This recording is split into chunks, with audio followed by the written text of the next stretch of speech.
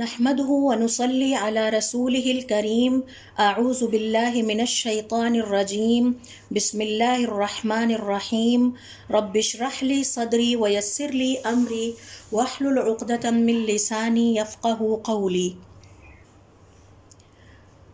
آسمان کی کنجیاں، اس حوالے سے آج ہمارا دوسرا سیشن ہے،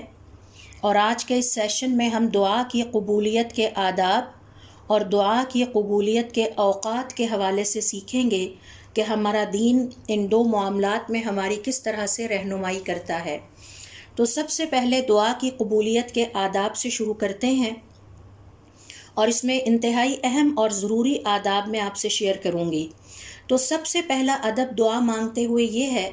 کہ دعا کا آغاز بھی اللہ رب العزت کی حمد و ثنا سے کیا جائے، اور حضور اکرم صلی اللہ علیہ وسلم پر درود و سلام بھیجا جائے، اور پھر دعا کا اختتام بھی اسی ترتیب سے ہونا چاہیے،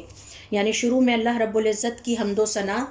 بیان کی جائے جب دعا ختم ہو جائے، اور پھر اختتام پر حضور اکرم صلی اللہ علیہ وسلم پر درود بھیجا جائے۔ فضالہ ابن عبید کہتے ہیں، ہم حضور اکرم صلی اللہ علیہ وسلم کے پاس بیٹھے ہوئے تھے، اتنے میں ایک شخص داخل ہوا اور نماز ادا کرنے لگا، اور اس کے بعد اس نے کہنا شروع کیا اللہم اغفر لی وارحمنی۔ تو آپ صلی اللہ علیہ وسلم نے فرمایا عجلت ایھا المصلی، اے نماز پڑھنے والے تو نے جلد بازی کی۔ ہونا یہ چاہیے تھا کہ جب تم نماز پڑھ لیتے تو بیٹھتے، پھر اللہ تعالیٰ کی حمد و ثنا بیان کرتے، اور ایسی حمد و ثنا بیان کرتے جس کا کہ وہ اہل ہے، اور پھر تم مجھ پر درود بھیجتے، اور پھر اللہ رب العزت کو پکارتے۔ پھر کہتے ہیں کہ ایک اور شخص آیا اور اس نے اسی طرح سے نماز ادا کی، اور پھر بیٹھ کر اللہ رب العزت کی حمد و ثنا بیان کرنے لگا، اور حضور اکرم صلی اللہ علیہ وسلم پر درود بھیجا۔ آپ صلی اللہ علیہ وسلم نے فرمایا ایھا المصلی، اے نماز پڑھنے والے ادعو، اب مانگو، تو جب اللہ رب العزت تمہاری دعا کو قبول فرمائیں گے۔ تو یہ پہلا ادب ہے جس کے مطابق دعا کے آغاز میں بھی اللہ رب العزت کی حمد و ثنا بیان کی جائے، اور پھر حضور اکرم صلی اللہ علیہ وسلم پر درود بھیجا جائے، اور اختتام پر بھی یہی طریقہ اختیار کیا جائے۔ دوسرا ادب دعا کے حوالے سے یہ ہے کہ اللہ رب العزت کے سامنے گڑ گڑایا جائے، گریہ زاری کی جائے، اور اللہ رب العزت کے سامنے پوری خشوع اور خضوع کے ساتھ اور اس سے امید رکھتے ہوئے اور اس کا دل میں خوف رکھتے ہوئے اللہ کو پکارا جائے اور اس سے دعا کی جائے۔ اللہ رب العزت نے اپنے انبیاء کی تعریف بیان کرتے ہوئے قرآن کریم میں ان کی ان الفاظ میں خوبصورت انداز میں تعریف کی ہے۔ دیکھیے سورۃ الانبیاء کی آیت نمبر 90، جس میں اللہ تعالیٰ فرماتے ہیں انہم کانوا یسارعون فی الخیرات، وہ نیکی کرنے میں بڑی پھرتی دکھاتے تھے، بڑی جلدی کرتے تھے، وَيَدْعُونَنَا رَغَبًا وَرَهْبًا، اور ہمیں پکارتے تھے، مجھ سے دعائیں مانگتے تھے امید کے ساتھ اور خوف کے ساتھ، وَكَانُوا لَنَا خَاشِعِينَ، اور وہ بڑا ہی اپنے دل میں میرا خوف رکھنے والے تھے۔ تو اللہ رب العزت کو یہ پسند ہے کہ جب اس کو پکارا جائے تو امید کے ساتھ اور خوف کے ساتھ پکارا جائے، اور اس کے سامنے گریہ و زاری کی جائے۔ یہ انبیاء کرام بھی ایسا ہی کرتے رہے ہیں، اور اللہ تعالیٰ نے ان کی اس کیفیت کو اتنا پسند فرمایا کہ قرآن کریم میں ہمارے لیے بیان کیا ہے۔ تیسرا ادب دعا مانگنے کے حوالے سے یہ ہے کہ دعا مانگتے ہوئے پورے یقین کے ساتھ دعا کی جائے، اس وقت تذبذب یا شک والی کیفیت میں دعا نہ کی جائے۔ آپ صلی اللہ علیہ وسلم فرماتے ہیں لا یقولن احدکم، تم میں سے کوئی شخص یہ نہ کہے اللہم اغفر لی ان شئت، اے اللہ تعالیٰ اگر تو چاہے تو مجھے معاف کر دے، اللہم ارحمنی ان شئت، اے اللہ تعالیٰ اگر تو چاہے تو میرے اوپر رحم کر، لیعظم المسألۃ، تمہیں چاہیے کہ پورے ارادے کے ساتھ، پختہ ارادے کے ساتھ اللہ تعالیٰ سے دعا مانگو، فإنہ لا مکرہ لہ، اللہ رب العزت کے لیے کچھ بھی مشکل نہیں ہے۔ تو اس لیے جب بھی اللہ تعالیٰ سے دعا کی جائے تذبذب کی شکل میں یا اس کیفیت میں نہ کی جائے، بلکہ اللہ رب العزت سے پوری پختگی یا ارادے کی پختگی کے ساتھ دعا کی جائے۔ چوتھے نمبر پر آتا ہے کہ اپنے گھر والوں، اپنے نفس یا اپنے مال کے خلاف دعا نہ کی جائے۔ صحیح بخاری اور صحیح مسلم کی روایت کے مطابق حضور اکرم صلی اللہ علیہ وسلم کا ارشاد ہے لا تدعوا علی انفسکم، اپنے خلاف دعا نہ کرو، ولا تدعوا علی اولادکم، نہ ہی اپنی اولادوں کے خلاف دعا کرو، ولا تدعوا علی اموالکم، اور نہ ہی اپنے مالوں کے خلاف دعا کرو، لا توافقوا من اللہ ساعۃ یسأل فیہا عطاء فیستجیب لکم، ایسی دعائیں کرنے سے گریز کرو، ہو سکتا ہے کہ ایسی دعائیں کسی اس گھڑی میں مانگ بیٹھو جس میں اللہ رب العزت عطا فرماتے ہیں اور تمہاری دعا قبول ہو جائے۔ تو اللہ رب العزت سے ہمیشہ اصلاح کی دعا کی جائے، اپنے نفس کے خلاف، اپنی اولاد کے خلاف یا اپنے مال کے خلاف کبھی بھی کوئی دعا نہ کی جائے۔ دعا کرنے کا 5واں ادب یہ ہے کہ دعا کو بار بار دہرایا جائے، اور بار بار دہرانا دراصل اس بات کی دلیل ہے کہ دعا کرنے والا واقعتاً اللہ رب العزت کی عطا پر یقین رکھتا ہے اور سچے دل سے یقین رکھتا ہے۔ عائشہ رضی اللہ تعالیٰ عنہ فرماتی ہیں کہ حضور اکرم صلی اللہ علیہ وسلم کو میں نے ایک رات دیکھا کہ آپ ایک دعا مانگتے رہے یہاں تک کہ صبح ہو گئی، یعنی پوری رات ایک ہی دعا کرتے رہے۔ تو بار بار مانگنا دراصل اس بات کا یقین ہوتا ہے، اس بات کا اعلان ہوتا ہے کہ ہمیں اللہ رب العزت پر یقین ہے، ایمان ہے، اور اس کی عطا پر ہمارا ایمان ہے۔ تو اس لیے محض ایک دفعہ، 2 دفعہ یا 3 دفعہ دعا کر کے اس کو ترک نہ کیا جائے، بلکہ مسلسل اسے بار بار مانگا جائے، اور ہمیں اپنے صالحین کی زندگیوں کا مطالعہ کر کے سیکھنا چاہیے کہ وہ کیسے اپنے رب سے دعائیں کیا کرتے تھے اور کیا اپنے رب سے ان دعاؤں میں طلب کرتے تھے۔ دعا کرنے کا 6واں ادب یہ ہے کہ دعا کرتے ہوئے ہو سکے تو قبلہ رخ ہو جائے۔ حضور اکرم صلی اللہ علیہ وسلم کی سیرت طیبہ کے مطالعے سے پتہ چلتا ہے کہ آپ صلی اللہ علیہ وسلم نے استسقاء یعنی بارش طلب کرنے کے لیے جب دعا کی تو آپ نے قبلہ رخ ہو کر دعا کی۔ اسی طرح سے یہ بھی پتہ چلتا ہے کہ بعض اوقات آپ قبلہ رخ نہیں بھی ہوتے تھے، جیسے جمعے کے خطبے کے دوران، لیکن بہتر یہ ہے کہ قبلہ رخ ہو کر دعا کی جائے اور پورے اہتمام کے ساتھ دعا کی جائے، یہ اللہ تعالیٰ کو پسند ہے۔ 7واں ادب دعا مانگنے کے حوالے سے یہ ہے کہ دعا کے دوران ہاتھ اٹھائے جائیں، اور اس کو المسألۃ کہتے ہیں، یعنی مانگنا، اللہ تعالیٰ سے طلب کرنا، اور اس کی کیفیت یہ ہے کہ آپ اپنے ہاتھوں کو اپنے کندھوں تک اٹھا لیں، اور اس کے مقابلے میں دعا کا دوسرا مقام استغفار کہلاتا ہے، اور استغفار کا مطلب ہے اللہ تعالیٰ سے مغفرت طلب کرنا، اور اس کی کیفیت یہ ہے کہ اس میں آپ اپنی ایک انگلی سے اشارہ کرتے ہیں، اور دعا کا تیسرا مقام ابتہال کہلاتا ہے، اور ابتہال کا مطلب ہے کہ آپ اپنے ہاتھوں کو جتنا بلند آسمان کی طرف اٹھا سکتے ہیں اٹھا لیجئے۔ ایک روایت میں آپ صلی اللہ علیہ وسلم نے ابتہال کی یہ کیفیت حضور اکرم صلی اللہ علیہ وسلم نے اپنے ساتھیوں کو کر کے دکھائی۔ علامہ بکر ابو زید رحمہ اللہ کہتے ہیں کہ حضور اکرم صلی اللہ علیہ وسلم کی احادیث سے پتہ چلتا ہے کہ آپ نے ان تینوں مقامات دعا یعنی مسئلہ، اللہ سے مانگنا، استغفار اور ابتہال کی کیفیت کو اپنی زندگی میں مختلف حالات کے مطابق اختیار کیا ہے، اور اس حوالے سے ہمیں بھی سیکھنا چاہیے کہ یہ تینوں مقام دعا کے کیا ہیں اور کس وقت ان میں سے کون سے مقام کو ہم بھی اختیار کر سکتے ہیں۔ تو جیسا کہ میں نے آپ سے شیئر کیا، پہلا مقام ہے مقام الدعاء العام، علماء کرام کے مطابق عام دعا مانگنے کا مقام ہے، اور اسے عربی زبان میں المسئلہ کہا جاتا ہے،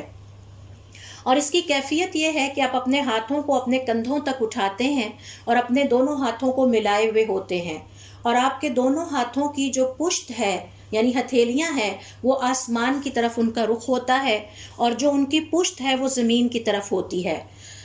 اب اگر آپ چاہیں تو انہیں اپنے چہرے پر پھیر بھی سکتے ہیں، اور اگر آپ اس حالت میں قبلہ رخ ہو جاتے ہیں تو یہ تو بہت ہی اچھی بات ہے۔ دوسرا مقام دعا کا یہ ہے کہ استغفار طلب کیا جائے، اور استغفار کا مطلب ہے اللہ رب العزت کے لیے اپنے اخلاص کو ظاہر کرنا، اور اس کی کیفیت یہ ہے کہ آپ اپنے دائیں ہاتھ کی انگلی کو اٹھاتے ہیں جسے سبابہ کہا جاتا ہے،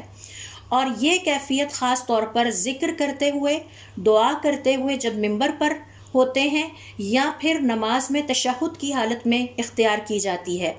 اور پھر اگر نماز سے باہر ہیں تو اللہ رب العزت سے استغفار طلب کرتے ہوئے، اس کی عظمت کو بیان کرتے ہوئے بھی یہ انداز اختیار کیا جا سکتا ہے۔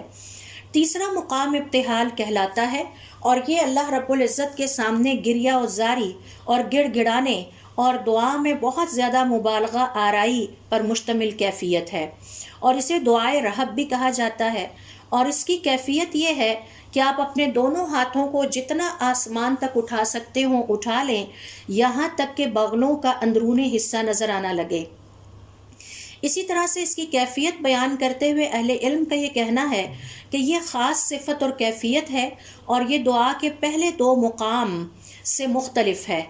خاص طور پر یہ کیفیت اس وقت اختیار کی جاتی ہے جب کوئی آزمائش شدت اختیار کر جائے، مثال کے طور پر کسی جگہ پر قحط آ جائے اور وہ اتنا شدید ہو کہ زندگی کو خطرات محسوس ہونے لگیں،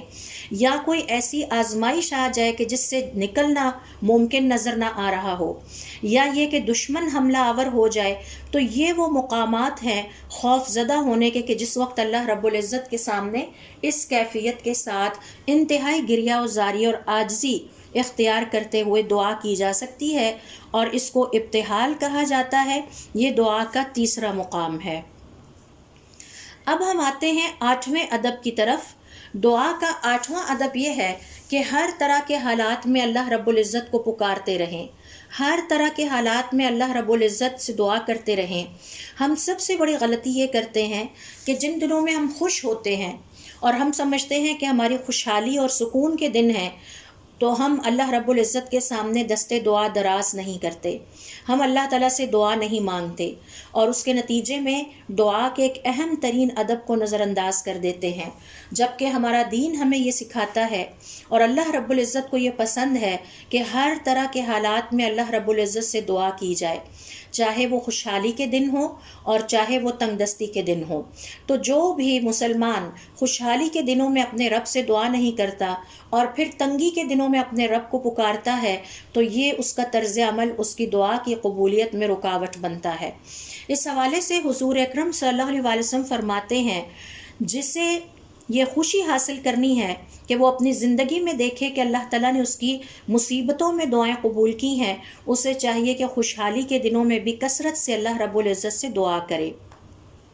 تو یہ ایک بہت اہم ادب ہے، اور یہ عام طور پر غلطی ہے جو ہم سے ہو جاتی ہے۔ اس لیے دعا ایسی شاندار اور نفیس اور قیمتی عبادت ہے جسے ہر حال میں جاری رہنا چاہیے، اور ایک مسلمان کی حاجتیں تو ختم ہی نہیں ہوتی، اس کی ذمہ داریوں کے لیے تو دن اور رات بھی کم ہیں۔ تو یہ کیسے ممکن ہے کہ ہم اللہ تعالیٰ سے دعائیں نہ مانگیں کہ اب ہمیں سب کچھ مل گیا ہے؟ تو اللہ رب العزت سے ہمیشہ دعائیں کرتے رہنا چاہیے، کیونکہ یہ عبادت ہے، اور ہم نے اپنے پچھلے سیشن میں سیکھا تھا کہ اس کے ملٹیپل ریوارڈز ہیں، اور اس میں گھنٹوں گزاریے، اپنے پیاروں کے لیے دعا کیجئے، اپنے لیے کیجئے، اپنی مشکلات کو اللہ رب العزت کے ساتھ شیئر کریں، اللہ تعالیٰ کو یہ بات پسند ہے۔ 9واں ادب دعا کا یہ ہے کہ اللہ رب العزت سے ہی صرف شکوہ کیا جائے، اور اللہ رب العزت سے اپنی حاجت بیان کی جائے۔ اس حوالے سے ہم انسان ایک بہت بڑی غلطی کا ارتکاب یہ کرتے ہیں کہ ہم ادھر ادھر اپنے والدین سے، دوست احباب سے، انسانوں سے اپنی مشکلات کا ذکر کرتے ہیں اور اس میں گھنٹوں صرف کر دیتے ہیں، لیکن اللہ رب العزت کے سامنے اپنی مشکلات کا تذکرہ نہیں کرتے، اور یہ بہت بڑی بے ادبی ہے اللہ رب العزت کے ساتھ۔ ہمیں ایسا نہیں کرنا چاہیے۔ اس حوالے سے اللہ رب العزت نے قرآن کریم میں ہماری رہنمائی کے لیے کچھ مثالیں بیان کی ہیں کہ کس طرح سے اللہ تعالیٰ کے نیک بندوں نے اپنی مشکلات کا ذکر اور اس کا شکوہ صرف اللہ تعالیٰ سے دعا کی شکل میں کیا۔ سورۃ الانبیاء کی آیت نمبر 83 دیکھیے، جس میں اللہ رب العزت کا ارشاد ہے، وَأَيُّوبَ إِذْ نَادَى رَبَّهُ، اور ذرا یاد کیجیے ایوب علیہ السلام کو کہ جب انہوں نے اپنے رب کو پکارا، انی مسنی الضر، اے اللہ تعالیٰ مجھے تکلیف آ گئی ہے، وَأَنْتَ أَرْحَمُ الرَّاحِمِينَ، اور ہر رحم کرنے والے سے بڑھ کر آپ رحم کرنے والے ہیں، تو آپ کے علاوہ تو میں کسی سے اپنی تکلیف کا شکوہ نہیں کر سکتا۔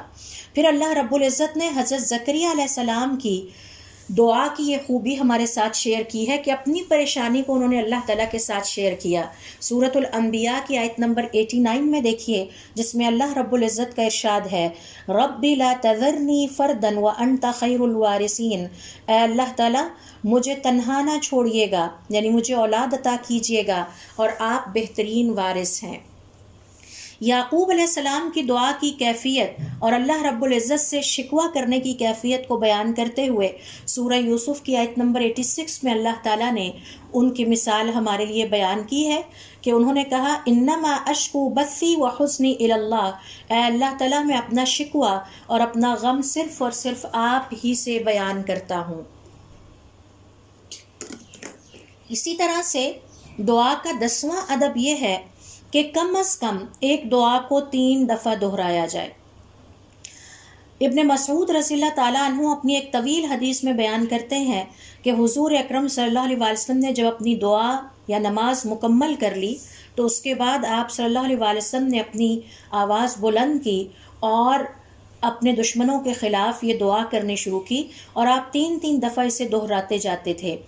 تو حضور اکرم صلی اللہ علیہ وسلم سے ہمیں یہ ادب سیکھنے کو ملتا ہے کہ اپنی دعاؤں کو 3 دفعہ دہرایا جائے۔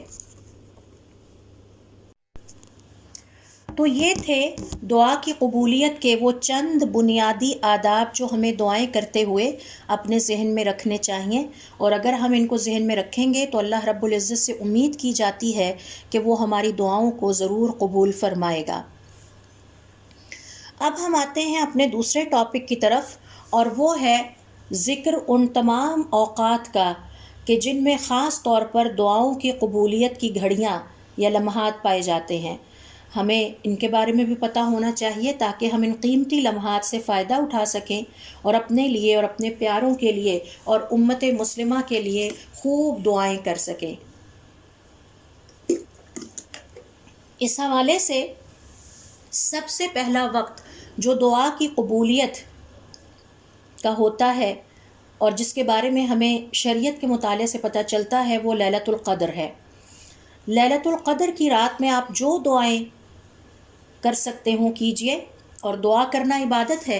اور بلکہ میں نے بعض کتابوں میں پڑھا ہے کہ ہمارے صالحین اپنی تہجد کا جو وقت ہے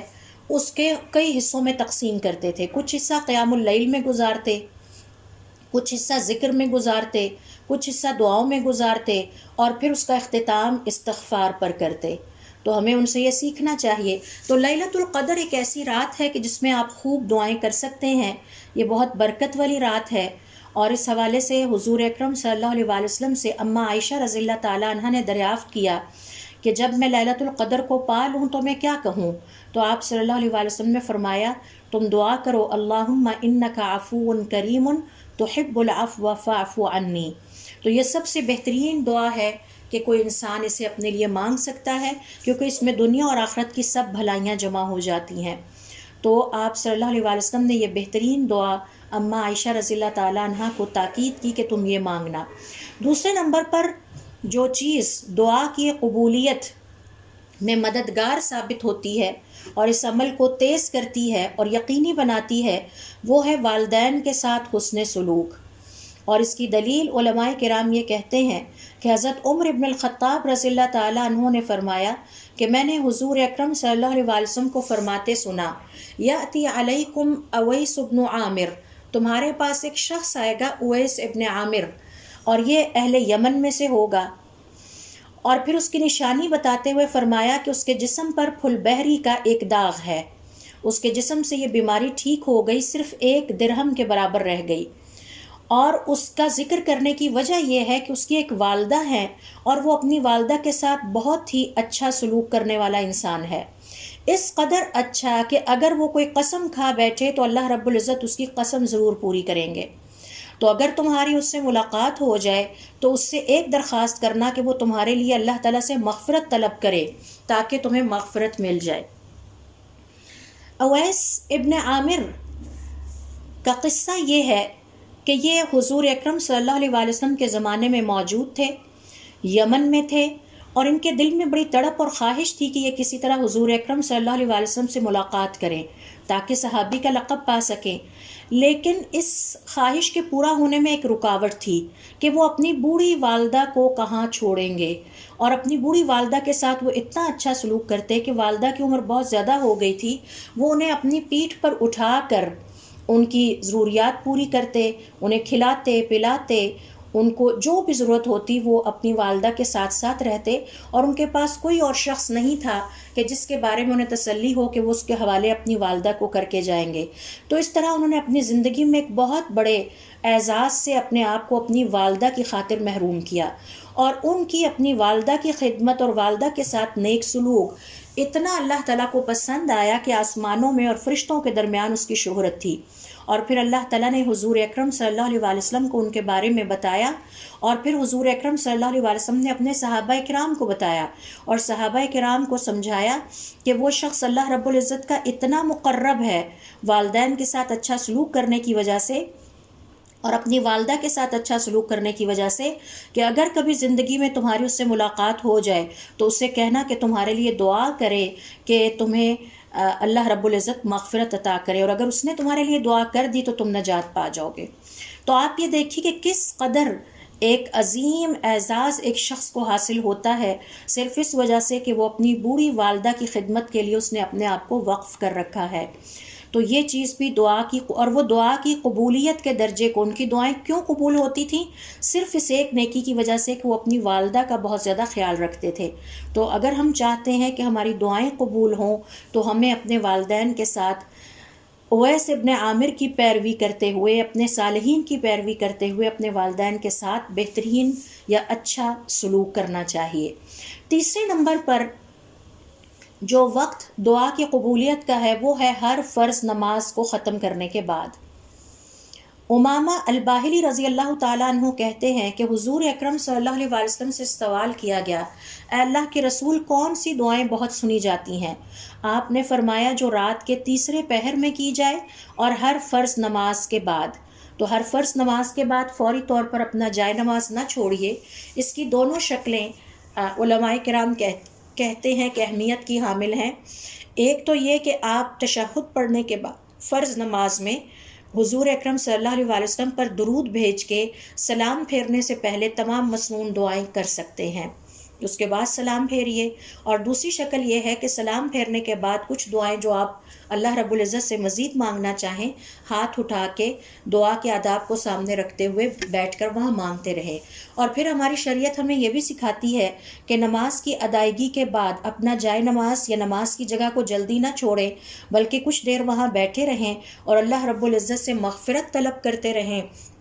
کیونکہ اللہ رب العزت کے فرشتے آپ کے ساتھ اس وقت تک بیٹھے رہتے ہیں جب تک آپ وہاں پر بیٹھ کے اپنے لیے دعا کرتے رہتے ہیں اور مغفرت طلب کرتے ہیں، اور اللہ کے وہ فرشتے آپ کے لیے مغفرت کی دعائیں کرتے رہتے ہیں۔ تو یہ کوئی عقل مندی نہیں ہے کہ ہم نماز پڑھ کے فوراً کھڑے ہو جائیں اور ہم ان بابرکت اور دعا کی قبولیت والی گھڑیوں کو ضائع کر بیٹھیں اور پھر فرشتوں کے استغفار کی دعاؤں سے بھی اپنے آپ کو محروم کر لیں۔ تو نماز پڑھنے کے بعد کچھ دیر وہاں بیٹھے رہیں، تسلی کے ساتھ اللہ رب العزت سے دعا کریں۔ آپ کا دعا کرنا بھی عبادت ہے، اور پھر آپ کے لیے فرشتے اتنی دیر بیٹھ کے مغفرت کی دعا کرتے رہیں گے۔ چوتھا وقت یا چوتھی چیز جو قبولیت یعنی دعا کی قبولیت میں مددگار ثابت ہوتی ہے وہ ہے فرائض کی ادائیگی کے بعد نوافل عبادتوں یا نفل عبادتوں کا اہتمام کرنا۔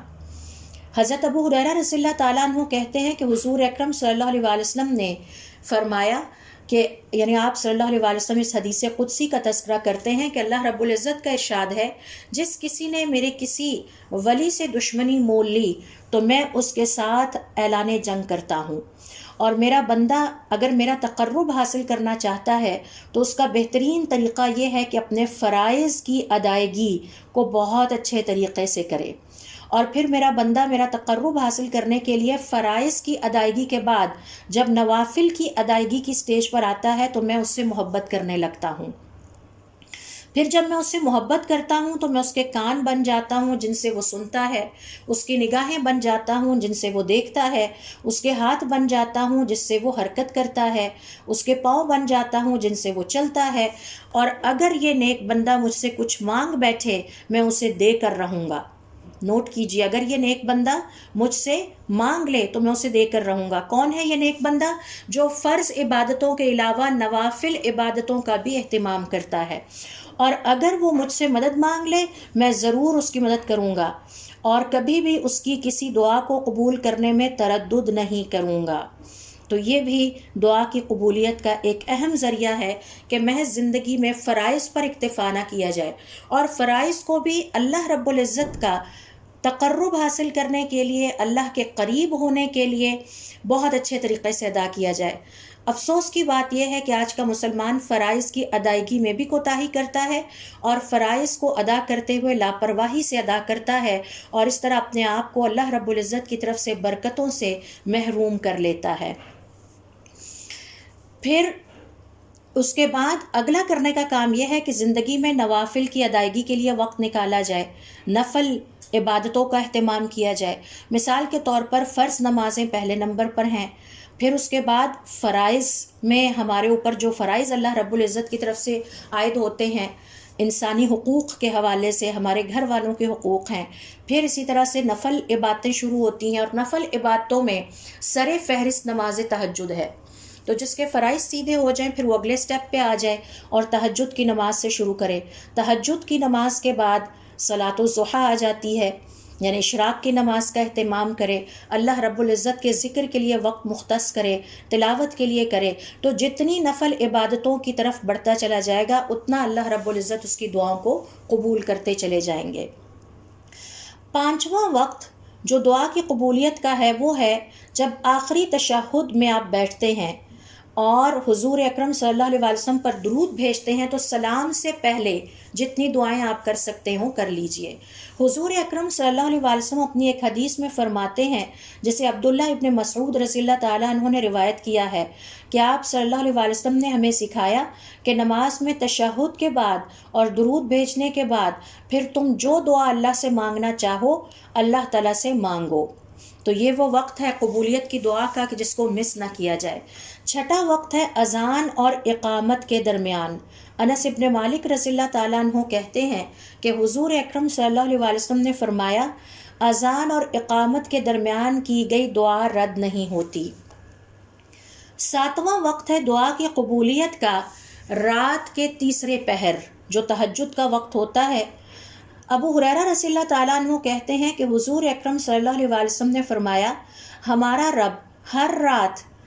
کے تیسرے پہر میں دنیا کے آسمان تک اتر آتا ہے اور پھر پکارتا ہے کوئی میرا بندہ جو مجھ سے مانگنا چاہتا ہو میں اسے عطا کروں، ہے کوئی بندہ جو بخشش چاہتا ہو میں اسے معاف کر دوں، بخش دوں۔ عمرو ابن عبسہ رضی اللہ تعالیٰ عنہ کہتے ہیں کہ میں نے حضور اکرم صلی اللہ علیہ وسلم کو سنتے ہوئے فرمایا کہ بندہ اللہ رب العزت کے سب سے زیادہ قریب رات کے تیسرے پہر میں ہوتا ہے۔ تو اگر تمہارے لیے ممکن ہو کہ اس وقت تم اپنے رب کو یاد کرو اور اپنے رب کو پکارو تو اس گھڑی سے ضرور فائدہ اٹھا لو۔ کتنی خواہش ہے ہمارے دل میں کہ ہم اپنے رب سے قریب ہو جائیں، تو اس کے لیے رات کا تیسرا پہر یا تیسری گھڑی بہت اہمیت کی حامل ہے۔ اللہ رب العزت خود اپنی مخلوق کے قریب آ جاتے ہیں اور پکارتے ہیں، مجھ سے مانگنا ہے تو مانگو، کوئی ضرورت ہے تو مجھ سے مانگو۔ تو اس وقت کو مس نہ کیا جائے، روز نہیں تو کم از کم ہفتے میں ایک دن یا 2 دفعہ یا 3 دفعہ، جتنی اللہ رب العزت توفیق عطا کریں، ان مبارک گھڑیوں میں ضرور اللہ رب العزت سے بیٹھ کر دعا کی جائے۔ 8واں وقت دعا کی قبولیت کا ہے جب مرغ آواز لگاتا ہے، اور اس حوالے سے آپ صلی اللہ علیہ وسلم کا ارشاد ہے، جب تم مرغ کی پکار کو سنو تو اللہ رب العزت سے اس کا فضل طلب کرو۔ اس کی وجہ یہ ہے کہ یہ اس وقت پکارتا ہے یا چیختا ہے جب یہ کسی فرشتے کو دیکھتا ہے، اور جب تم کسی گدھے کی ہینکنے کی آواز سنو تو شیطان سے پناہ مانگو، کیونکہ اس نے اس وقت شیطان کو دیکھا ہوتا ہے۔ یہی وجہ ہے کہ صحابہ کرام سفر میں بھی اپنے ساتھ اور ہمارے صالحین مرغ کو رکھا کرتے تھے۔ اسی طرح سے ایک اور حدیث میں آپ صلی اللہ علیہ وسلم فرماتے ہیں، جب تم मुर्ग की पुकार को सुनो तो अल्लाह रब्बुल इज़्ज़त से उसका फ़ज़ल तलब करो।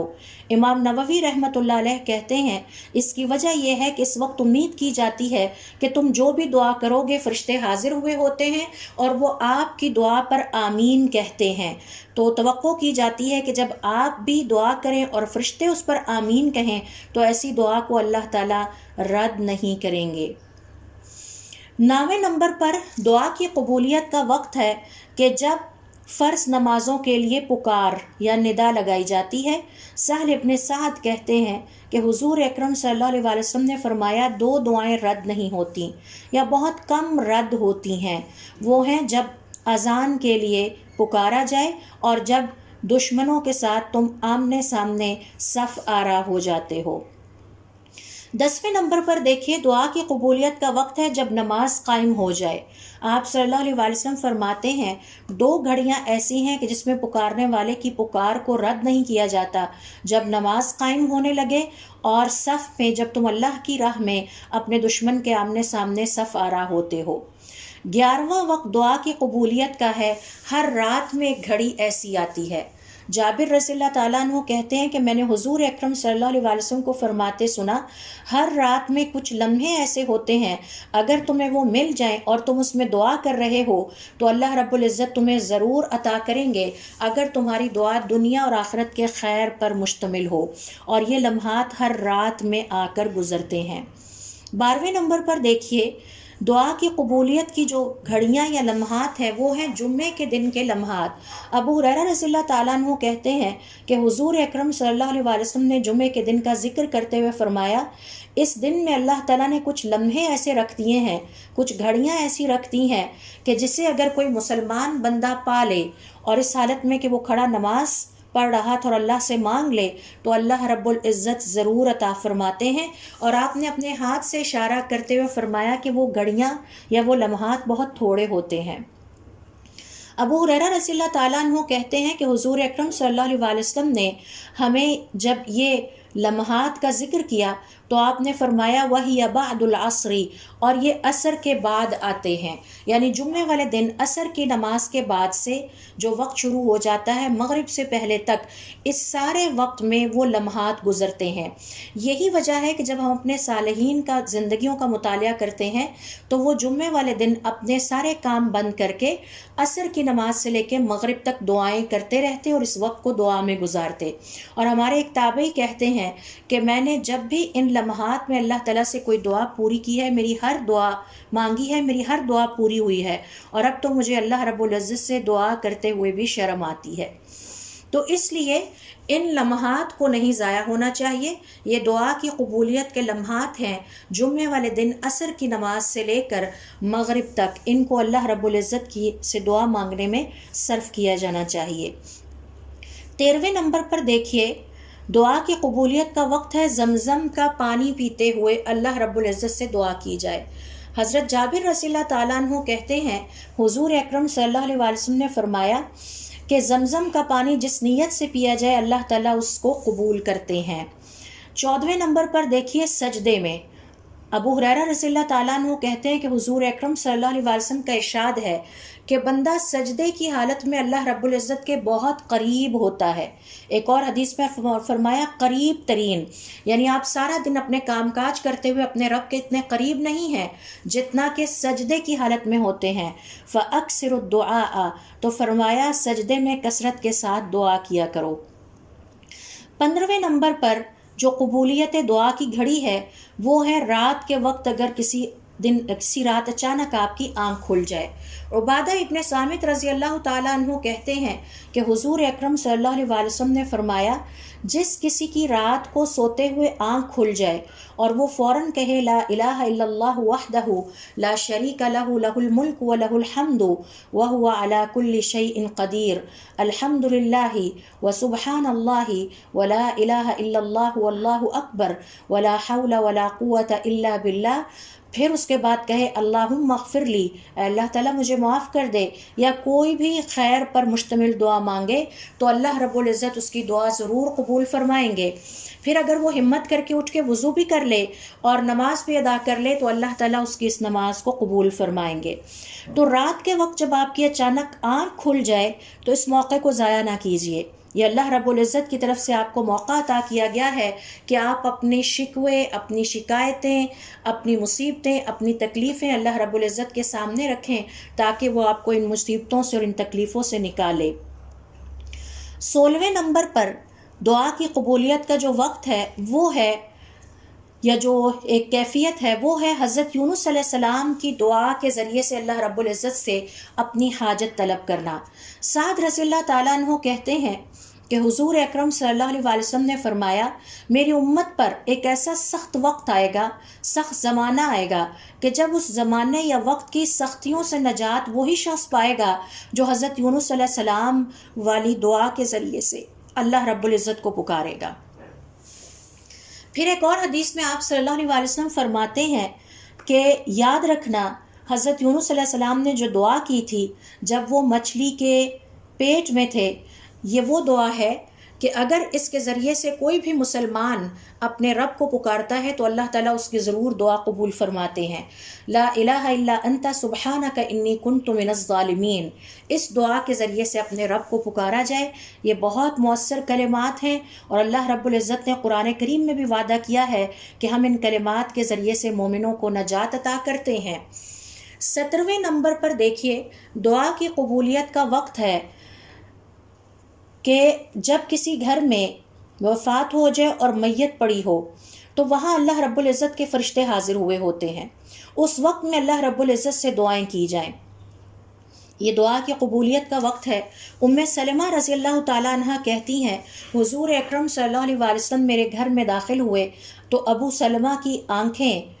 آسمان کی طرف لگی ہوئی تھیں، یعنی وہ وفات پا چکے تھے۔ پھر آپ نے اپنے دست مبارک سے ان کی آنکھوں کو بند کیا اور فرمایا کہ کوئی روح جب قبض ہوتی ہے، جب اللہ رب العزت کے حکم سے اس روح کو اٹھا لیا جاتا ہے تو نگاہیں روح کا پیچھا کرتی ہیں۔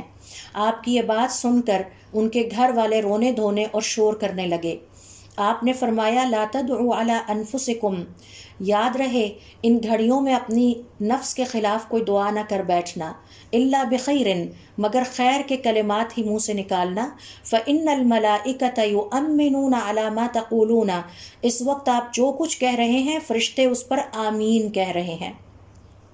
تو گھر والوں کو یہ انتباہ فرمایا کہ اس وقت تمہارے منہ سے کوئی ایسی بات نہ نکلے جو تمہارے اپنے نفس کے خلاف، اولاد یا مال کے خلاف ہو، کیونکہ اللہ رب العزت کے فرشتے اس وقت تمہاری دعاؤں پر، تمہاری باتوں پر آمین کہتے ہیں۔ تو ہم بھی جب کسی کے گھر جائیں تو اس ادب کا خیال رکھیں کہ میت کی موجودگی میں وہاں بیٹھے ہوئے میت کے لیے، اپنے لیے، اس کے گھر والوں کے لیے اچھے اور خیر پر مشتمل الفاظ نکالیں، کیونکہ ہمارے ہر لفظ پر، ہماری ہر دعا پر اللہ کے فرشتے آمین کہہ رہے ہوتے ہیں۔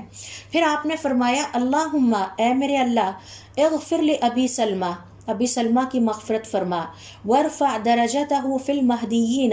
اور اس کے درجات کو بلند فرما، واخلفہ فی عقبہ فی الغابرین، واغفر لنا ولہ یا رب، اے اللہ تعالیٰ ہمیں بھی معاف کر دے اور اس کو بھی معاف کر دے، اور اس کی قبر کو کشادہ کر دے اور اس کی قبر کو نور سے بھر دے۔ تو اس طرح کے خیر پر مشتمل کلمات اپنے لیے بھی، میت کے لیے بھی اور گھر والوں کے لیے بھی وہاں اپنی زبان سے نکالنے چاہیے، کیونکہ یہ دعا کی قبولیت کے لمحات ہوتے ہیں اور ان کو ضائع نہیں ہونا چاہیے۔ 18ویں نمبر پر دیکھیے دعا کی قبولیت کا وقت ہے جب آپ نماز کا آغاز دعائے استفتاح سے کرتے ہیں، اور اس حوالے سے حضور اکرم صلی اللہ علیہ وسلم کے زمانے میں ایک شخص نے اپنی نماز کا جو استفتاح یعنی آغاز ہے وہ ان الفاظ سے کیا، اللہ اکبر کبیرا والحمد للہ کثیرا وسبحان اللہ بکرۃ واصیلا۔ تو آپ صلی اللہ علیہ وسلم نے فرمایا عجبت لہا، مجھے بڑا تعجب ہوا یہ کلمات سن کر، میں نے دیکھا کہ ان کلمات کے لیے آسمانوں کے دروازے کھول دیے گئے۔ تو دعائے استفتاح کے وقت جو دعا اللہ تعالیٰ سے کی جائے وہ قبول ہوتی ہے۔ 19ویں نمبر پر دیکھیے، دعائے استفتاح کے حوالے سے حضور اکرم صلی اللہ علیہ وسلم کی موجودگی میں ایک شخص نے اپنی نماز کا آغاز ان دعائیہ کلمات سے کیا: الحمدللہ حمدن کثیرا طیبا مبارکا فیہ۔ حضور اکرم صلی اللہ علیہ وسلم نے جب اپنی نماز مکمل کی تو فرمایا کہ تم میں سے کس نے یہ کلمات ادا کیے ہیں؟ تو سب لوگ خاموش ہو گئے۔ آپ نے فرمایا ایکم المتکلم، تم میں سے کس نے یہ کہا تھا؟ فإنہ لم یقل بأسا، اس نے کوئی غلط بات نہیں کی۔ تو اس پر اس شخص کو ہمت ہوئی، وہ آگے بڑھا اور اس نے کہا کہ میرا دل چاہا تھا تو میں نے یہ خوبصورت الفاظ اپنی زبان سے ادا کیے۔ آپ صلی اللہ علیہ وسلم نے فرمایا لقد رأیت 12 ملکا یبتدرونها ایہم یرفعها، میں نے دیکھا کہ اللہ رب العزت کے 12 فرشتے آگے بڑھ کر لپک رہے تھے کہ وہ ان الفاظ کو اٹھا لیں۔ تو یہ بڑا قیمتی وقت ہے اور بڑے قیمتی الفاظ ہیں، ان کے ذریعے سے اپنے رب کو پکارا جائے۔ 20ویں نمبر پر دیکھیے، دعا کی قبولیت کا وقت ہے فاتحہ کی جب تلاوت ہم کرتے ہیں اپنی نماز میں تو فاتحہ کو پورے شعور کے ساتھ پڑھیے۔ جب ہم اس میں کہتے ہیں ایاک نعبد و ایاک نستعین، اے اللہ تعالیٰ ہم آپ ہی کی عبادت کرتے ہیں اور صرف آپ ہی سے مدد طلب کرتے ہیں، یہ بہت بڑی دعا ہے جو ہماری پوری زندگی کی تمام تر مشکلات کا احاطہ کیا ہوا ہے۔ جب ہم کہتے ہیں اللہ تعالیٰ ہم آپ کی عبادت کرتے ہیں اور آپ ہی سے مدد طلب کرتے ہیں، تو ہمیں اللہ رب العزت سے دنیا کے تمام معاملات میں بھی مدد چاہیے، آخرت کے تمام معاملات میں بھی طلب چاہیے۔ یہ ایک انتہائی مختصر اور جامع ترین الفاظ میں ہمیں دعا سکھا دی گئی ہے، لہٰذا اس دعا کو پورے شعور کے ساتھ اپنے ذہن میں اپنی تمام مشکلات کو حاضر کرتے ہوئے اللہ رب العزت سے ان کلمات کو دعا کی شکل میں کیجیے اور سورۃ الفاتحہ جیسی قبولیت کی گھڑی کو ضائع نہ ہونے دیں اپنی نمازوں میں۔ پھر آپ صلی اللہ علیہ وسلم کی حدیث میں آتا ہے کہ جب بندہ یہ الفاظ ادا کرتا ہے تو اللہ رب العزت فرماتے ہیں یہ میرا اور میرے بندے کے درمیان کا تعلق ہے اور میں اپنے بندے کو وہ سب کچھ عطا کرتا ہوں جو یہ مانگتا ہے۔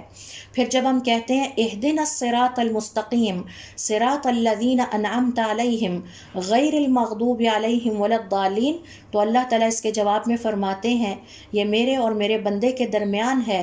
اب جو کچھ یہ مانگتا ہے اس کو عطا کر دو۔ اس کے بعد دیکھیے 21ویں نمبر پر دعا کی قبولیت کا وقت ہے جب آپ نماز میں سورۃ الفاتحہ کے اختتام پر آمین کہتے ہیں۔ ابو ہریرہ رضی اللہ تعالیٰ عنہ کہتے ہیں کہ حضور اکرم صلی اللہ علیہ وسلم نے فرمایا جب امام آمین کہتا ہے تو تم بھی آمین کہو، اگر تمہاری آمین فرشتوں کی آمین کہنے سے موافقت اختیار کر گئی، یعنی تم نے اور فرشتوں نے اکٹھے کہہ دیا، تو آپ کے پچھلے سارے گناہ معاف کر دیے جاتے ہیں۔ تو سبحان اللہ، کس قدر بڑا اجر ہے اس معمولی سے کام پر، یقیناً یہ اللہ رب العزت کا فضل ہے اور اس کی رحمت ہے۔ تو یہ وہ گھڑی ہوتی ہے کہ جس کو مس نہیں ہونا چاہیے۔ 22ویں نمبر پر دیکھیے، دعا کی قبولیت کا وقت ہے جب آپ نماز میں رکوع سے سر اٹھاتے ہیں اور آپ کہتے ہیں ربنا ولک الحمد حمدا کثیرا طیبا مبارکا فیہ۔ رفعہ کہتے ہیں ہم حضور اکرم صلی اللہ علیہ وسلم کے پیچھے نماز ادا کر رہے تھے، تو جب آپ نے رکوع سے سر اٹھایا تو فرمایا سمع اللہ لمن حمدہ، تو ایک شخص نے پیچھے سے بلند آواز سے پکارا ربنا ولک الحمد حمدا کثیرا طیبا مبارکا فیہ۔ نماز مکمل کر کے آپ پلٹے، آپ نے پوچھا کس نے یہ کلمات ادا کیے تھے؟ اس نے کہا میں نے۔ آپ نے فرمایا میں نے 30 اور کچھ یعنی تقریباً 39 کے قریب فرشتوں کو دیکھا کہ وہ لپک رہے تھے کہ وہ فوراً اس سعادت کو حاصل کریں کہ ان کلمات کو لکھ لیں۔ تو یہ وہ وقت ہے کہ جو دعا کی قبولیت کا وقت ہے، اس وقت میں دعائیں کی جا سکتی ہیں۔ 23ویں نمبر پر دیکھیے کہ جب آپ رکوع سے سر اٹھاتے ہیں اور کہتے ہیں اللہم ربنا ولک الحمد، تو اس حوالے سے حضور اکرم صلی اللہ علیہ وسلم فرماتے ہیں جب امام یہ کہے سمع اللہ لمن حمدہ تو تم کہو اللہم ربنا ولک الحمد۔ پھر جس کا قول فرشتے کے قول سے مطابقت اختیار کر گیا، یعنی فرشتے بھی اس وقت یہ الفاظ ادا کرتے ہیں، تم نے بھی کیا اور مل کے کہہ دیا، تو تمہارے پچھلے تمام گناہ معاف کر دیے جاتے ہیں۔ 24 नंबर पर देखिए कि हुजूर अकरम सल्लल्लाहु अलैहि वसल्लम पर दुरूद शरीफ भेजने के बाद, यानी आखिरी तशहुद में जब आप बैठते हैं और दुरूद शरीफ भेजते हैं तो उस वक्त ये दुआ कीजिए। इसके बारे में हुजूर अकरम सल्लल्लाहु अलैहि वसल्लम ने फरमाया, अब मांगो तुम्हें अता किया जाएगा। 25वें नंबर पर देखिए, नमाज में सलाम फेरने से पहले जो दुआएं आप कर सकते हो वो दुआएं करते रहें, और ये कबूलियत का वक्त होता है, इस वक्त तसल्ली के साथ दुआ कीजिए। 26 नंबर पर देखिए कि जब हम ये कहते हैं, ये कह कर दुआ मांगते हैं, अल्लाहुम्मा इन्नी अस्अलुका बिअन्ना लकल हम्दु ला इलाहा इल्ला अंतल मन्नानु बदीउस समावाति वल अर्द या ज़ल जलाली वल इकराम या हय्यु या क़य्यूम। तो ये वो अल्फाज हैं जिन्हें हदीस में इसमें आज़म कहा गया है। हुजूर अकरम सल्लल्लाहु अलैहि वसल्लम ने एक शख्स को इन अल्फाज से दुआ मांगते हुए सुना तो फरमाया, इसने अल्लाह रब्बुल इज़्ज़त के इसमें आज़म के ज़रिए से दुआ मांगी है, अगर इन कलिमात से अल्लाह से कोई भी दुआ मांगी जाए तो वो ज़रूर अता करता है। 27वें नंबर पर देखिए कि अगर इन अल्फाज के साथ दुआ की जाए, अल्लाहुम्मा इन्नी अस्अलुका बिअन्नी अशहदु अन्नका अंतल्लाहु ला इलाहा इल्ला अंता अल अहदुस समद अल्लज़ी लम यलिद व लम यूलद व लम यकुल लहू कुफुवन अहद। और ये सब कलिमात अल्लाह रब्बुल इज़्ज़त की तौहीद को और उसकी अज़मत को उस तरह बयान करते हैं जिसका कि वो अहल है। तो अगर कोई शख्स इन कलिमात के साथ दुआ मांगता है तो अल्लाह रब्बुल इज़्ज़त उसकी दुआ को कबूल करते हैं। हुजूर अकरम सल्लल्लाहु अलैहि वसल्लम ने एक शख्स को इस तरह दुआ मांगते हुए सुना तो फरमाया कि इसने अल्लाह रब्बुल इज़्ज़त के इसमें आज़म के ज़रिए से दुआ मांगी है कि जिसके ज़रिए से अल्लाह ताला से दुनिया और आखिरत की कोई खैर भी तलब की जाए तो वो ज़रूर अता करता है। 28वें नंबर पर देखिए कि दुआ की कबूलियत का एक बहुत अहम वक्त वो है जब आप वज़ू करके फ़ारिग होते हैं। हज़रत उमर रज़ियल्लाहु ताला अन्हु कहते हैं कि हुजूर अकरम सल्लल्लाहु अलैहि वसल्लम ने फरमाया, जब तुम में से कोई बहुत खुश दिली के साथ अच्छे तरीक़े से वज़ू करता है, और यहाँ याद रखें एक है वज़ू करना और एक है खुश दिली से अच्छे तरीक़े के साथ खूब एहतमाम के साथ वज़ू करता है और केयर करता है कि उसका एक एक उज़्व साफ़ हुआ है। फिर वो कहता है अशहदु अल्ला इलाहा इल्लल्लाहु वहदहु ला शरीका लहु व अशहदु अन्ना मुहम्मदन अब्दहु व रसूलहु इल्ला फुतिहत लहु अब्वाबुल जन्नतिस समानिया। तो उसके लिए जन्नत के 8 दरवाज़े खोल दिए जाते हैं जिनसे चाहे दाखिल हो जाए। तो ये दुआ की कबूलियत का वक्त है, इसको मिस नहीं करना चाहिए। 29वें नंबर पर देखिए, दुआ की कबूलियत का वक्त नहीं पूरा दिन है, और वो है अरफा का दिन। अम्र इब्न शुआइब अपने वालिद से और वो अपने दादा से रिवायत करते हैं कि हुजूर अकरम सल्लल्लाहु अलैहि वसल्लम ने फरमाया, खैरुद दुआई दुआउ यौम अरफा, बेहतरीन दुआ वो है जो अरफा के दिन की जाए। और फिर इसी तरह से फरमाया, बेहतरीन अल्फाज जो दुआ करते हुए मैंने और मुझसे पहले अम्बिया ने अदा किए वो हैं ला इलाहा इल्लल्लाहु वहदहु ला शरीका लहु लहुल मुल्कु व लहुल हम्दु व हुवा अला कुल्लि शैइन क़दीर। 30वें नंबर पर देखिए, दुआ की कबूलियत का वक्त है ज़ोहर से पहले सूरज के ज़वाल के बाद। अब्दुल्ला इब्न साइब रज़ियल्लाहु ताला अन्हु कहते हैं कि हुजूर अकरम सल्लल्लाहु अलैहि वसल्लम की आदत मुबारक थी कि आप सूरज के ज़वाल के बाद ज़ोहर से पहले 4 अदद रकात नफल के तौर पर अदा किया करते थे, और फरमाया करते थे ये वो घड़ियां हैं कि जिसमें आसमान के दरवाज़े खोल दिए जाते हैं, और मैं चाहता हूँ कि इस वक्त में मेरा ये अमल सालेह अल्लाह की तरफ उठाया जाए। तो देखिए हम किस कदर खुशकिस्मत हैं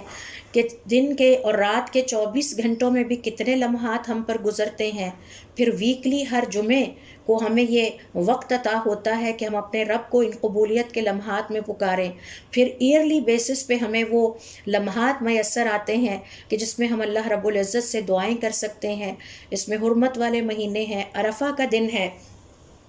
तो हमें अपनी दुआओं के लिए इन बेहतरीन और मुबारक औक़ात का इंतखाब करना चाहिए। 31वें नंबर पर देखिए, दुआ की कबूलियत का एक और वक्त है रमज़ान का महीना।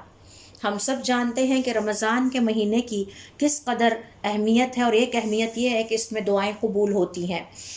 32वें नंबर पर जब मुसलमान अल्लाह रब्बुल इज़्ज़त की ज़िक्र की मजलिस में इकट्ठे होते हैं دین سیکھنے کے لیے اکٹھے ہوتے ہیں۔ دین کا سیکھنا بھی ذکر ہی کہلاتا ہے۔ ابو ہریرہ رضی اللہ تعالیٰ عنہ کہتے ہیں کہ حضور اکرم صلی اللہ علیہ وسلم نے فرمایا،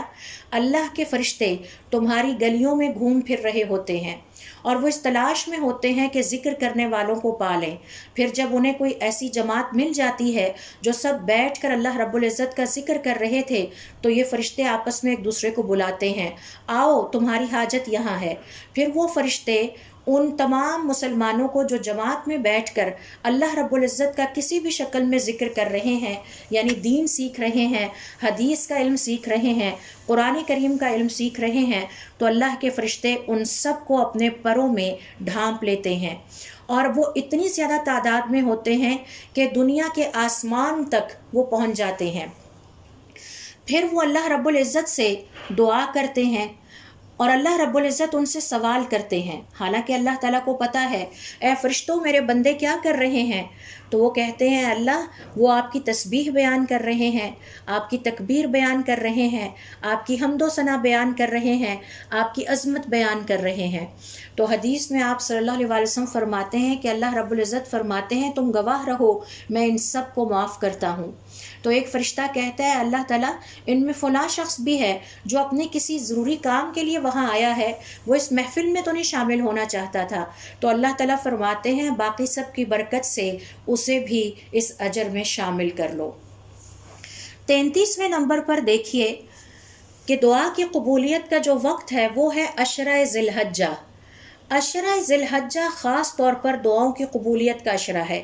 اسے مس نہیں ہونا چاہیے۔ ابن عباس رضی اللہ تعالیٰ عنہما حضور اکرم صلی اللہ علیہ وسلم سے روایت کرتے ہیں کہ آپ صلی اللہ علیہ وسلم نے فرمایا عام دنوں کی نسبت اس عشرے میں جو نیک عمل کیے جاتے ہیں وہ اللہ تعالیٰ کو بہت محبوب ہیں، حتیٰ کہ جہاد فی سبیل اللہ سے بھی زیادہ۔ تو اس کا فائدہ ہمیں اٹھانا چاہیے بحیثیت مسلمان کہ ہم ان تمام اوقات میں، اور یہ 33 کے قریب میں نے آپ سے شیئر کیے ہیں، کہ اس میں ہم اللہ رب العزت سے ان کا اختیار کریں اور اللہ رب العزت سے ان اوقات میں دعا کریں۔ اب ہم آتے ہیں اپنے سیشن کے تیسرے حصے کی طرف، جس میں آپ سے کچھ ایسی دعائیں شیئر کرنا چاہتی ہوں کہ جو اللہ رب العزت کے ہاں قبولیت کے درجے کو پہنچی، اور اس کا مقصد یہ ہے کہ ہم اپنے صالحین سے دعائیں کرنے کا سلیقہ سیکھیں، اور پھر یہ دیکھیں کہ وہ دعا کیسے کیا کرتے تھے اور ان کی دعاؤں میں کیا ہوتا تھا، یعنی وہ اللہ تعالیٰ سے کیا طلب کیا کرتے تھے، اور کس طرح وہ اللہ رب العزت پر یقین کے ساتھ جب دعائیں کرتے تھے تو اللہ تعالیٰ ان کی کس طرح سے دعا حرف بحرف پوری کرتا تھا۔ اس حوالے سے میں نے آپ سے شیئر کیا تھا حضرت نوح علیہ السلام کی دعا، کہ جس کا ذکر اللہ رب العزت نے قرآن کریم میں خود کیا ہے ہمارے لیے مثال کے طور پر۔ حضرت نوح علیہ السلام نے اپنی دعا میں اپنی قوم کے بارے میں شکوہ کرتے ہوئے اللہ رب العزت سے فرمایا، اور یہ سورہ نوح کی آیت نمبر 26 میں ہے، وَقَالَ نُوحُ رَبِّ لَا تَذَرْ عَلَى الْأَرْضِ مِنَ الْكَافِرِينَ دَيَّارًا، اور نوح علیہ السلام نے اپنے رب کو پکارا کہ اللہ تعالیٰ اس زمین پر کافروں میں سے کسی بسنے والے کو نہ چھوڑ۔ ابن کثیر رحمۃ اللہ علیہ فرماتے ہیں کہ اس دعا کا مطلب یہ تھا کہ اے اللہ تعالیٰ اس زمین پر کوئی کافر نہ بچے، نہ کوئی بسنے والا رہے۔ اس کے بعد اللہ رب العزت نے ان کی دعا کو حرف بحرف پورا کیا اور تمام کافروں کو ملیا میٹ کر دیا، حتیٰ کہ حضرت نوح علیہ السلام کا اپنا بیٹا بھی جو اپنے والد کا نافرمان تھا اور اللہ رب العزت کا نافرمان تھا اور اس نے ایمان نہیں لایا، وہ بھی اس میں غرق ہو گیا، اور صرف وہی لوگ بچے جو حضرت نوح علیہ السلام کی دعوت پر لبیک کہتے ہوئے اللہ پر ایمان لائے اور جنہیں اللہ کے حکم سے حضرت نوح علیہ السلام نے اپنی کشتی میں سوار کروایا تھا۔ اس کے بعد دیکھیے میں اگلی دعا آپ سے مثال کے طور پر شیئر کروں گی حضرت موسیٰ علیہ السلام کی۔ حضرت موسیٰ علیہ السلام نے اللہ رب العزت کو پکارتے ہوئے یہ شکوہ کیا۔ سورہ یونس کی آیت نمبر 88 اور 89 دیکھیے، وَقَالَ مُوسَىٰ رَبَّنَا إِنَّكَ آتَيْتَ فِرْعَوْنَ وَمَلَأَهُ زِينَةً وَأَمْوَالًا، اے میرے رب آپ نے فرعون اور اس کے لشکر کو ہر طرح کا دنیا کا سامان عطا کیا ہے اور مال بھی دیا ہے۔ ربنا لیضلوا عن سبیلک، اس لیے دیا ہے کہ وہ لوگوں کو آپ کے راستے سے گمراہ کریں۔ ربنا اطمس علی اموالہم، اے اللہ تعالیٰ ان کے اموال ملیا میٹ کر دے۔ واشدد علی قلوبہم، اور ان کے دلوں کو تباہ کر دے۔ فلا یؤمنوا حتی یروا العذاب العلیم، یہ اس وقت تک ایمان نہ لائیں جب تک کہ یہ دردناک عذاب نہ دیکھ لیں۔ تو اللہ رب العزت فرماتے ہیں قالا، اس نے کہا قد اجیبت دعوتکما، میں تم دونوں کی یہ دعا پوری کرتا ہوں۔ ابن کثیر رحمۃ اللہ علیہ فرماتے ہیں اللہ تعالیٰ نے حضرت موسیٰ علیہ السلام کی دعا قبول کی، اور اس کے بعد جو ان کے ساتھ تھے ان کی بھی قبول کی، اور فرعون کو اس کے مال و اسباب اور لاؤ لشکر کے ساتھ غرق کر کے ملیا میٹ کر دیا۔ اس کے بعد اگلی دعا میں آپ سے شیئر کروں گی جو کہ حضور اکرم صلی اللہ علیہ وآلہ وسلم نے حضرت عبد الرحمن ابن عوف کے لیے کی۔ دعائیں تو بہت ساری ہیں لیکن وقت کم ہونے کی وجہ سے میں چند دعائیں صرف یہاں آپ سے شیئر کر رہی ہوں۔ اس حوالے سے دیکھیے، حضور اکرم صلی اللہ علیہ وآلہ وسلم کی ملاقات ہوتی ہے حضرت عبد الرحمن ابن عوف سے، تو وہ ان کے کپڑوں پہ کچھ خوشبو کے نشانات دیکھتے ہیں تو پوچھتے ہیں کہ یہ کیا ہے؟ تو آپ فرماتے ہیں کہ میں نے شادی کر لی ہے۔ تو حضور اکرم صلی اللہ علیہ وآلہ وسلم دریافت فرماتے ہیں کہ تم نے اپنی بیوی کو مہر کیا دیا ہے؟ تو انہوں نے جواب دیا کہ ایک گٹھلی سونا، ایک کھجور کی گٹھلی جتنا سونا دیا ہے۔ تو آپ نے فرمایا تو اب تم ایک بھیڑ کیوں نہیں ذبح کرتے تاکہ سب کو دعوت کھلاؤ اور اللہ رب العزت تمہارے مال میں برکت عطا کریں۔ عبد الرحمن ابن عوف کہتے ہیں کہ وہ دن گزرا، آپ کی دعا کا یہ اثر تھا کہ دنیا مجھ پر ٹوٹ پڑی، یہاں تک کہ اگر میں کسی پتھر کو بھی ہاتھ لگاتا تو وہ سونا یا چاندی بن جاتا، یعنی اس قدر وافر مجھے ہر چیز ملی۔ اور پھر روایات کے مطابق جب آپ کا انتقال ہوا تو آپ کے بچوں اور آپ کے جو وارث تھے ان کے ہاتھ بے حد اور بے حساب مال آیا۔ کہا جاتا ہے کہ آپ کے پاس تقریباً 1000 کے قریب جانور تھا اور 100 کے قریب گھوڑے تھے، 3000 کے قریب بھیڑیں اور بکریاں تھیں، اور آپ کی 4 بیویاں تھیں جن میں سے ہر ایک کو 80,000 درہم عطا کیے گئے تھے، اور سونا اور چاندی اتنا زیادہ تھا کہ آپ کے وارثوں میں تقسیم کرتے ہوئے اسے کلہاڑیوں سے توڑا گیا، اور توڑتے توڑتے لوگوں کے ہاتھ چھلنی ہو گئے، یعنی چھل گئے۔ تو یہ ایک دعا ہے مثال کے طور پر جو حضور اکرم صلی اللہ علیہ وآلہ وسلم نے اپنے صحابی کے لیے کی اور اللہ رب العزت نے اس کو قبول فرمایا۔ اس کے بعد ایک اور دعا میں یہاں آپ سے شیئر کروں گی جو کہ حضور اکرم صلی اللہ علیہ وآلہ وسلم نے حضرت ابو ہریرہ رضی اللہ تعالیٰ عنہ کے لیے کی، اور حضرت ابو ہریرہ رضی اللہ تعالیٰ عنہ کا یہ واقعہ آپ سے شیئر کرتی ہوں کہ حضرت ابو ہریرہ رضی اللہ تعالیٰ عنہ کی والدہ انتہائی بوڑھی خاتون تھیں اور شرک کے راستے پر چل رہی تھیں۔ حضرت ابو ہریرہ رضی اللہ تعالیٰ عنہ کو اس بات کا بہت دکھ تھا اور وہ مسلسل اپنی والدہ کی ہدایت اور اسلام لانے کے لیے دعا کرتے تھے، اور اپنی والدہ کے ساتھ جتنا اچھا سلوک کرتے، انہیں اسلام کی دعوت دیتے، وہ اتنا ہی ان سے نفرت کرتی اور ان سے دور ہوتی جاتی۔ ابو ہریرہ رضی اللہ تعالیٰ عنہ فرماتے ہیں کہ اس دکھ سے میرا دل کٹ کٹ جاتا کہ میری ماں کا آخرت میں کیا بنے گا۔